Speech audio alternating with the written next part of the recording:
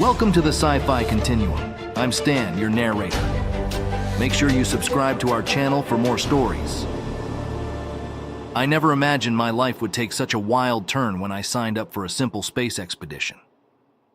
I was Michael Rogue, a humble botanist from Earth with a passion for alien flora. I had no interest in the intergalactic politics or the strange customs of alien species. But then, on our mission to the distant planet of Uru, I somehow ended up being chosen by their alien high priestess for a ritual of reproduction. Yeah, that's right, a ritual of reproduction. How did this even happen, you ask? Let me explain.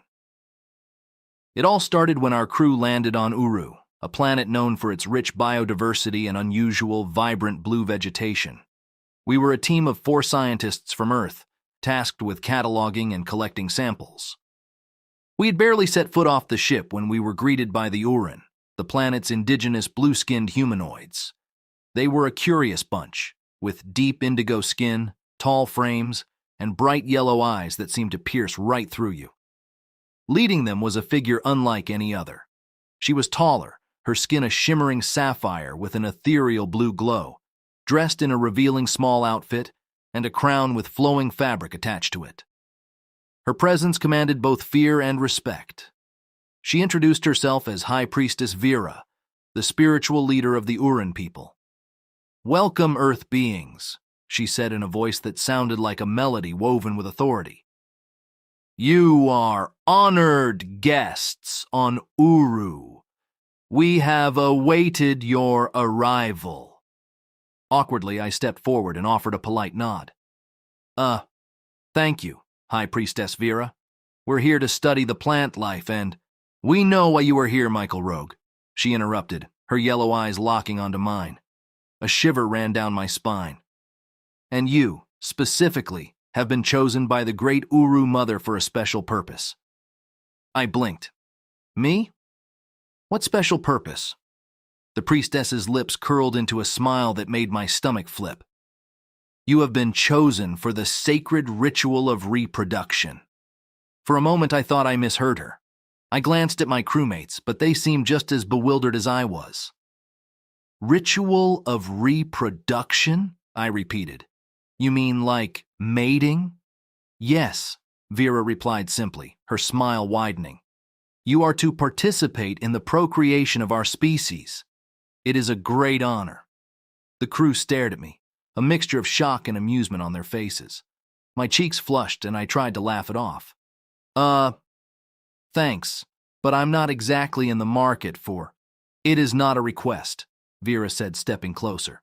"The great Uru Mother has chosen you, and it must be done." I gulped. "Right. Got it. So, how does this ritual work exactly?" Vera's smile turned almost predatory. "You will find out soon enough." Before I could protest, a group of Uran warriors, each built like a blue marble statue, stepped forward and gently but firmly took me by the arms. They led me away from the rest of my crew, who stood there gaping like fish out of water. "Good luck, Mike," shouted Dan, one of my crewmates, with a grin. "Make Earth proud." The Urun village was nestled deep in the forest, where enormous blue trees towered above us, their leaves shimmering with hues of green and purple. The air was thick with the scent of sweet blossoms and something else, a kind of heady musk that made my head swim. I was led to a large tent at the center of the village, its entrance guarded by more warriors. Inside, the tent was dimly lit by a soft blue glow emanating from strange, floating orbs.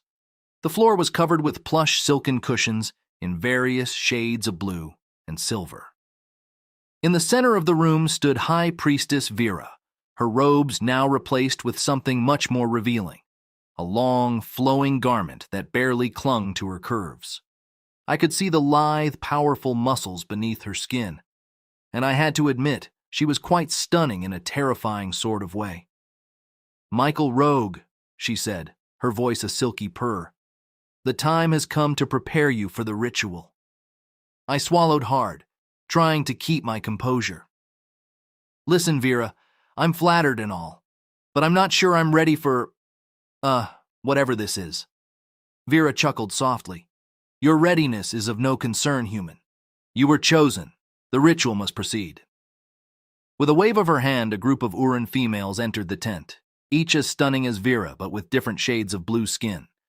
They carried trays of what looked like exotic fruits and strange oils. This is part of the preparation, Vera explained. You must consume these to be fully attuned to the Urun ways. I eyed the fruit suspiciously.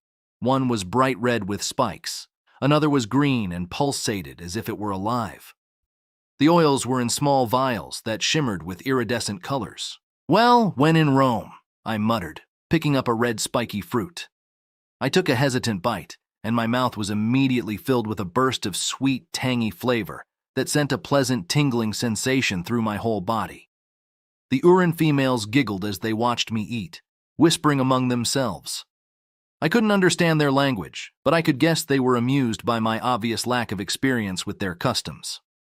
After I finished the fruits, Vera approached with one of the shimmering vials.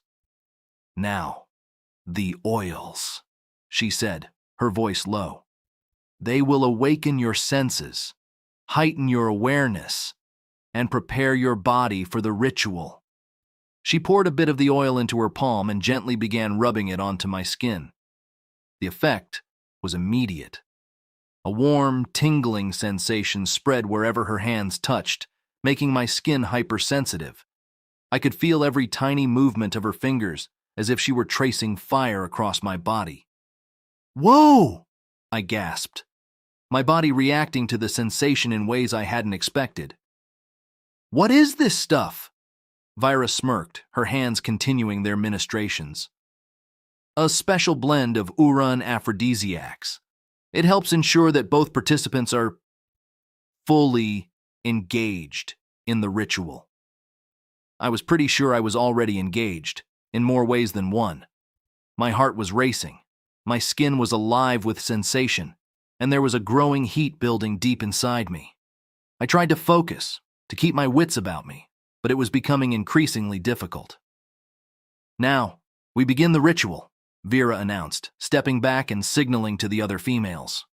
They began to chant in low, rhythmic tones, their voices blending into a hauntingly beautiful harmony that seemed to resonate with the very air around us. As the chant grew louder, Vera approached once more, her eyes locked onto mine.